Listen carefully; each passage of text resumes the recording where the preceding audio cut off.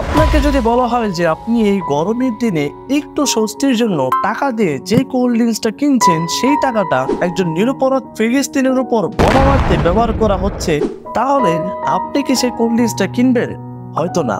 তবে আপনার এই প্রশ্ন করাটা দরকার যে আপনার টাকা কিভাবে ইসরায়েলে যাচ্ছে, আদৌ কি এমন হয় নাকি পুরো ব্যাপারটাই উপযোগী? আসুন এই বিষয়টি নিয়ে একটু বিস্তারিত জানা যাক। ইসরায়েলি জায়নবাদীদের একটি সংগঠন ইমতির তজু 2015 সালে এই জায়নবাদী সংগঠনকে অর্থ দিয়ে সহায়তা করেছিল দি সেন্ট্রাল বোটলিং কোম্পানি নামে একটি প্রতিষ্ঠান। এই সেন্ট্রাল বোটলিং কোম্পানি বা সিবিসি ইসরায়েল হচ্ছে ইসরায়েলের কোকা কোলা প্রতিনিধিত্বকারী প্রতিষ্ঠান। সে বছর সেকেন্ড বা প্রায় $14,000 সাহায্য দেয় সংস্থাটি। শুধু তাই নয়, সহায়তা দেওয়ার পর তা যেন ইসরায়েল সরকার নথিভুক্ত না করে তারও আবেদন জানায় সংস্থাটি।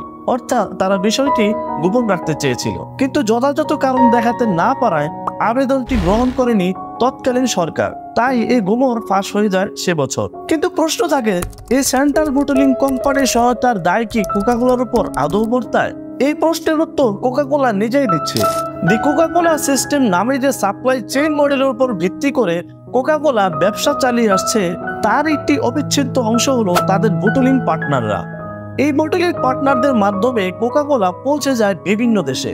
কোকা কোলা তাদের মডেল বোটলিং পার্টনারদের অবদানের কথা নিজেরাই স্বীকার করে নিয়েছে। তাই সিবিসি ইসরায়েল যখন জায়নবাদীদের অনুদান দেয়, তার দায় কোকা কোলাও এড়াতে পারে না। এছাড়াও ইসরায়েলের কোকা কোলার যে কারখানা, সেটিও ফিলিস্তিনিদের জমিতে অবৈধ দখলদারির মাধ্যমে তৈরি হয়েছে। তাই স্থানীয় ও আন্তর্জাতিক বিভিন্ন সংগঠনের সমালোচনার শিকার হতে হচ্ছে তাদের। এর প্রেক্ষিতে বয়কট বা বর্জনের ডাক উঠেছে কোকা কোলার বিরুদ্ধে।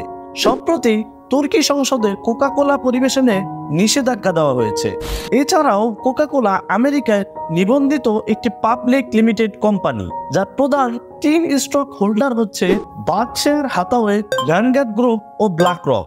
প্রত্যেকটারই ইসরায়েলে বিশাল বিশাল বিনিয়োগ রয়েছে। তাই আমাদের সকলের উচিত কোকা কোলা বর্জন করা এবং এদের বিজ্ঞাপন যারা তৈরি করে তাদেরকেও বর্জন করা। আল্লাহ হাফেজ।